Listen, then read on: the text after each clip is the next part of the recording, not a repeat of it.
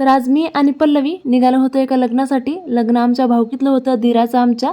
तर सोबत प्रक्षिता पण होती, मामा पण होते। तर खूप दिवसानंतर माझा हा बसचा प्रवास होता आणि जास्त काही लांब नव्हतं लग्नाचं ठिकाण। अर्ध्या पाऊण तासात आम्ही तिथे पोहोचलो। पण झालं असं, प्रक्षिता काय आमच्या सोबत नव्हती। मी, मामा आणि पल्लवी एका बसमध्ये होतो आणि प्रक्षिता होती दुसऱ्या बसमध्ये, ज्याच्यामध्ये तिची मैत्रीण म्हणजे तिच्या आत्याची मुलगी होती त्या बसमध्ये। आणि आता लग्नाच्या ठिकाणी एंट्री करताच घोडा बघा किती छान नाचतोय, असं काहीतरी कुतूहल बघायला मला तर खूप जास्त आवडतं। आणि त्याच्यानंतर मग मांडवादारी इथे पायधुनी असते तर ती चालू होती। आणि आता आम्ही येऊन बसलो होतो लग्नाच्या हॉलमध्ये, जिथे नवरीचं जे आहे पानवटीचा कार्यक्रम चालू होता। तर नवरी गेली आता तिचं पुढचं आवरण्यासाठी, तोपर्यंत माझी ताई, मी आणि पल्लवी बसलो होतो इथे गप्पा मारत, थोडा वेळ बोलत बसलो। आणि नंतर मग काही वेळातच लग्नाची तयारी होणार होती, तर इथे अक्षदा वाटप चालू होत्या। तर अक्षदा घेतल्या आणि प्रक्षिता आणि तिची मैत्रीण जी आहे, ह्या दोघींचं अक्षदावरूनच काहीतरी डिस्कशन चालू आहे बघा।